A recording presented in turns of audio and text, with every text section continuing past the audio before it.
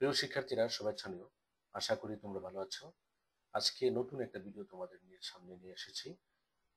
সেটা হলো HSC final 2025 এবং মেডিকেল ও বিশ্ববিদ্যালয়ে ভর্তির প্রস্তুতির জন্য উদ্ভিদ বিজ্ঞান বিষয়ের খুব ইম্পর্টেন্ট প্রথম অধ্যায় কোষ এবং কোষের গঠন থেকে কিছু চিত্র এবং এই চিত্রগুলো থেকে যে প্রশ্ন হতে পারে সেই তথ্যগুলো নিয়ে তোমাদের সামনে উপস্থিত হয়েছি। আশা করি ভিডিওতে তোমরা মনোযোগ দিবে এবং ভিডিও পুরোপুরি দেখে লাইক, কমেন্ট এবং শেয়ার করবে। তাহলে শুরু করা যাক। প্রথম অধ্যায়। আমরা জানি যে প্রথম অধ্যায়টা হলো উদ্ভিদ কোষ নিয়ে আলোচনা করা হয়েছে এবং তার গঠন। উদ্ভিদ কোষের আমরা যদি চিত্রটা দেখি, যে উদ্ভিদ কোষের নিম্নলিখিত অঙ্গাণুগুলো থাকে, আমরা জানি যে কোষ প্রাচীর এবং কোষ ঝিল্লি থাকে।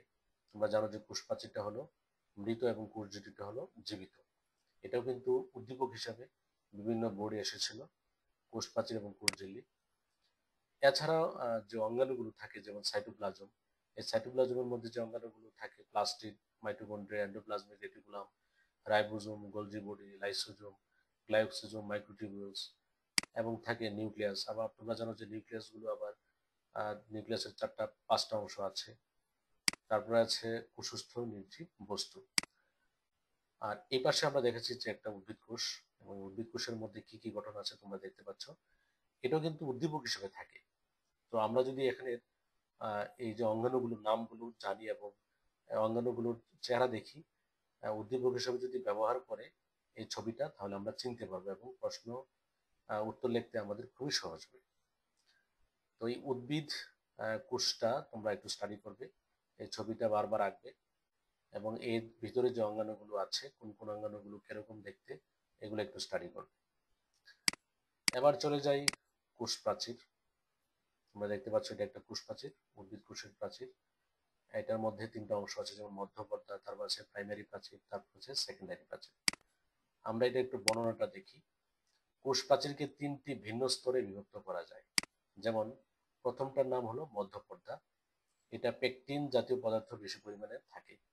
পেকটিন অর্থাৎ মধ্যপর্দার মধ্যে পেকটিন সবচেয়ে বেশি পরিমাণে থাকে এবং মধ্যপর্দা কি করে দুটি পাশাপাশি কোষের সাধারণ পর্দা হিসেবে কাজ করে।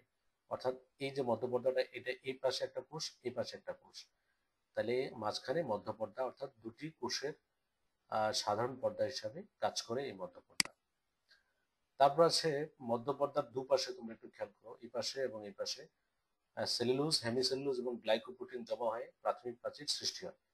তার মানে মধ্যপর্দার দুই পাশে কি কি জমা হয়? সেলুলোজ, হেমিসেলুলোজ এবং গ্লাইকোপ্রোটিন জমা হয়ে প্রাথমিক প্রাচীর সৃষ্টি হয়। প্রাথমিক প্রাচীরের পরে হলো সেকেন্ডারি প্রাচীর। একটু দেখো, সেকেন্ডারি প্রাচীর হলো যে প্রাথমিক, এই কথাটা প্রাথমিক প্রাচীর হবে, প্রাথমিক প্রাচীরের অন্ততলে সেলুলোজ ও লিগনিন জমা হয়ে আরো একটি স্তর তৈরি হয়। তাহলে এই প্রাথমিক প্রাচীরের অন্ততলে সেলুলোজ এবং লিগনিন জমা হয়ে আরেকটি স্তর তৈরি হয়, এটাকে বলা হচ্ছে সেকেন্ডারি স্তর। সেকেন্ডারি স্তরটা একটু 3 স্তর বিশিষ্ট, তোমরা একটু খেয়াল করতে পারছো, সেকেন্ডারি প্রাচীরটা 3 স্তর বিশিষ্ট। তারপর আছে কূপ এলাকা। তোমরা দেখতে পাচ্ছ এখানে কোনো স্তর নাই, শুধু মধ্যপর্দা আছে। ঠিক এখানে এরকম কোনো স্তর নাই, শুধু মধ্যপর্দা আছে। তো এই যে একটা গর্তের মতো সৃষ্টি হয়েছে, এই তাকে বলবো আমরা কি? কূপ। যেখানে কোনো কোনো স্তর তৈরি হয়নি, স্তর সৃষ্টি না হয় একটা গর্ত তৈরি হয়েছে, সেটাকে বলবো আমরা কি? কূপ।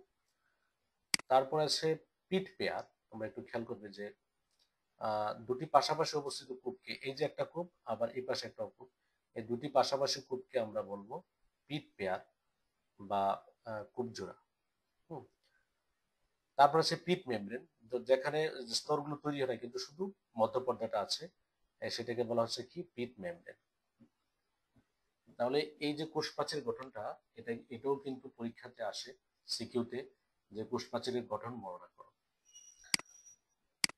পরে আমরা যাই সেল মেমব্রেন, যেটাকে বলা হচ্ছে কোষঝিল্লি, এবং এটা জীবিত। কোষঝিল্লির অনেকগুলো মডেল আছে, তোমরা জানো, বিভিন্ন বিজ্ঞানী বিভিন্ন ভাবে মডেল প্রদান করেছেন। সবচেয়ে গ্রহণযোগ্য মডেলটা হলো ফ্লুইড মোজাইক মডেল। এই যে ছবিটা দেখতে পাচ্ছ, এটা হলো fluid mosaic model, plasma membrane অর্থাৎ কোষঝিল্লির ফ্লুইড মোজাইক মডেল। এবং এটা সবচেয়ে গ্রহণযোগ্য মডেল হলো ফ্লুইড মোজাইক মডেল। আর এই মডেল আরেকটা নাম হলো আইসবার্গ মডেল। এটা প্রদান করেছেন 1972 খ্রিস্টাব্দে বিজ্ঞানী এস জে সিঙ্গার এবং নিকলসন, এই মডেল প্রদান করেন। 1972 সালে, এটা মনে রাখতে হবে, সিঙ্গার এবং নিকলসন। এই মডেল অনুযায়ী কোষ ঝিল্লির গঠন দ্বিস্তরী বিশিষ্ট। এই মডেলটা অনুযায়ী আমরা জানি যে কোষ ঝিল্লিটা কি দ্বিস্তর বিশিষ্ট, এবং কি কি স্তরের মধ্যে আছে দেখি।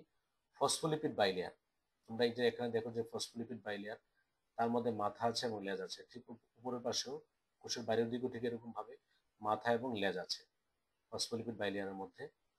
তো মাথাটা তৈরি হয় ফসফেট যুক্ত, মাথা অর্থাৎ ফসফেট দ্বারা তৈরি হয়, আর যে লেজগুলো, লেজটা তৈরি হয় গ্লিসারল এবং ফ্যাটি অ্যাসিড দ্বারা তৈরি হয়।